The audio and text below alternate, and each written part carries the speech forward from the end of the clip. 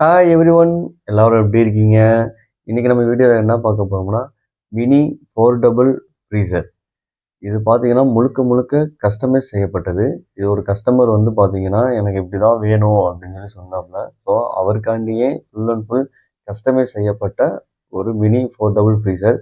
இதை செய்கிறதுக்கு எனக்கு ஒரு 1 வீக் ஆயிடுச்சு. ஸோ இது வந்து பார்த்தீங்கன்னா எப்படி செஞ்சுருக்கோம், என்ன ஏது அப்படின்றத ஃபுல்லாக நம்ம வந்து வீடியோவில் பார்க்க போகிறோம். இந்த மினி போர்ட்டபிள் ஃப்ரீசர் எதுக்குன்னா, கஸ்டமர் வந்து அவங்க ப்ராடக்ட்டை வந்து ஒரு இடத்துலேருந்து இன்னொரு இடத்துக்கு கொண்டு போகிறப்ப டிரான்ஸ்போர்ட்டுக்கு இதில் வந்து யூஸ் பண்ணுறக்காண்டி இதை கேட்டிருந்தாங்க. அதுவும் போல் உள்ளே வந்து 2 டெம்பரேச்சர்லேருந்து 10 டெம்பரேச்சர் வரைக்கும், மினிமம் வந்து 10 டெம்பரேச்சர் வரைக்கும், மேக்ஸிமம் வந்து எவ்வளோ டெம்பரேச்சர் வேணாலும் இருக்கலாம். அதனால் ஒன்றும் இல்லை. ஸோ இந்த டெம்பரேச்சரோடு நாங்கள் வந்து டிரான்ஸ்போர்ட் பண்ணுவோம் எல்லா ஊர்களுக்கும். ஸோ வந்து அந்த மாதிரி டைமிங்கில் வந்து உள்ள ப்ராடக்ட் எதுவுமே கெட்டு போகக்கூடாது அப்படின்ற அந்த மாதிரி கான்செப்டாக சொல்லியிருந்தாங்க. ஸோ அதுக்காண்டியே வந்து நம்ம முழுக்க முழுக்க இதை ஃபுல்லாமே வந்து டிசைன் பண்ணியிருக்கோம் நம்ம. இதுக்குள்ளே வந்து பார்த்தீங்கன்னா நம்ம வந்து சால்ட் வாட்டரை வந்து நம்ம ஆட் பண்ணியிருக்கோம். ஏன்னா அப்போ தான் வந்து பார்த்தீங்கன்னா கூலிங்கை வந்து அப்சர்வ் பண்ணி அது வந்து ரொம்ப நேரம் வரைக்கும் அதை வந்து உள்ள ப்ராடக்ட் வந்து கெட்டு போகாமல் அந்த ப்ராடக்டை வந்து அதுக்கு தேவையான டெம்பரேச்சரை கொடுக்கும். அதுவும் போல் இதில் வந்து ஒரு ஒரு வித்தியாசமான ஒரு இது என்னன்னா, அந்த ரவுண்டு கலரில் ஒரு டேங்க் மாதிரி இருக்குது பார்த்தீங்களா, அந்த டேங்கை இந்த சிஸ்டத்தோட கனெக்ட் பண்ணி நம்ம வேணும்னா அந்த சிஸ்டத்தோட கனெக்ட் பண்ணி கூலிங்கை வந்து நம்ம ஏற்றிக்கலாம். அதுக்கப்புறம் நம்மளுக்கு போதுமான கூலிங் வந்ததுக்கப்புறம் அந்த டேங்கை மட்டும் பர்ட்டிகுலராக நம்ம கழட்டி நம்ம வந்து இன்னொரு இடத்துக்கு நம்ம வந்து அந்த டேங்கை மட்டும் நம்ம வந்து டிரான்ஸ்போர்ட் பண்ணிக்கலாம். மறுபடியும் ஆல்டர்னேட்டிவ் டேங்க் ஒன்று கொண்டு வந்து மறுபடியும் அதை அந்த பிளக்கிங் பண்ணிட்டோம்னா இது வந்து ஆட்டோமேட்டிக்காக கூலிங் ஆயிரும். அந்த மாதிரி வந்து டேங்கை வந்து ரிமூவ் பண்ணி மறுபடியும் மாட்டுறப்ப கேஸ் வந்து லீக் ஆகிருக்கக்கூடாது அப்படின்றக்கானே இந்த ஆட்டோமேட்டிக் சோலனாய்டு வால்வ் வந்து எக்ஸ்ட்ராஸாக நம்ம ஃபிக்ஸ் பண்ணியிருக்கோம். நம்ம அந்த டேங்கை கழட்ட போகிறதுக்கு முன்னாடி அந்த பெல்ட் சுவிட்சை ப்ரெஸ் பண்ணோம்னா அந்த சோலனாய்டு வால்வ் வந்து பார்த்திங்கன்னா ஆன் ஆகி உள்ள கேஸ் அப்பெல்லாம் ஆட்டோமேட்டிக்காக நம்ம ஸ்பிளிட் ஏசியில் மாதிரி கேஸை பம்ப் டவுன் பண்ணிக்கிறோம்.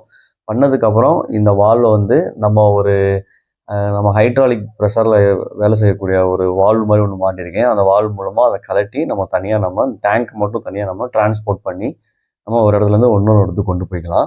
மறுபடியும் கொண்டு வந்து அதே இடத்துல மாட்டிட்டு இந்த சுவிட்சை ஆன் பண்ணி விட்டுட்டோம்னா கேஸ் ப்ரெஷர் வந்து எல்லா பக்கமும் வந்து மிஷின் வந்து ஓட ஆரம்பிச்சிடும். ஓடி நம்மளுக்கு வந்து கூலிங் மறுபடியும் வர ஆரம்பிச்சிடும். வந்து சப்ஜீரோ மீட்டரை நம்ம எக்ஸ்ட்ராஸாக ஆட் பண்ணியிருக்கனால இந்த கண்டெய்னருக்குள்ளே நமக்கு எவ்வளோ டெம்பரேச்சர் வேணும்னாலும் அந்த டெம்பரேச்சரை நம்ம செட் பண்ணிட்டோம்னா அந்த டெம்பரேச்சர் வந்தோடனே ஆட்டோமேட்டிக்காக வந்து கட் ஆஃப் ஆயிரும். அந்த டெம்பரேச்சர் வந்து அதிகமானதுக்கப்புறம் ஆட்டோமேட்டிக்காக வந்து இது ஆன் ஆயிரும். அதுவும் போல் வந்து பார்த்திங்கன்னா உள்ளே வந்து பார்த்திங்கன்னா நம்ம இதுக்கு முன்னாடி வந்து பார்த்திங்கன்னா சால்ட் வாட்டர் நம்ம ஆட் பண்ணியிருந்தோம். அந்த சால்ட் வாட்டர் வந்து பார்த்திங்கன்னா -10லேயே வந்து ஃப்ரீஸ் ஆயிடுச்சு.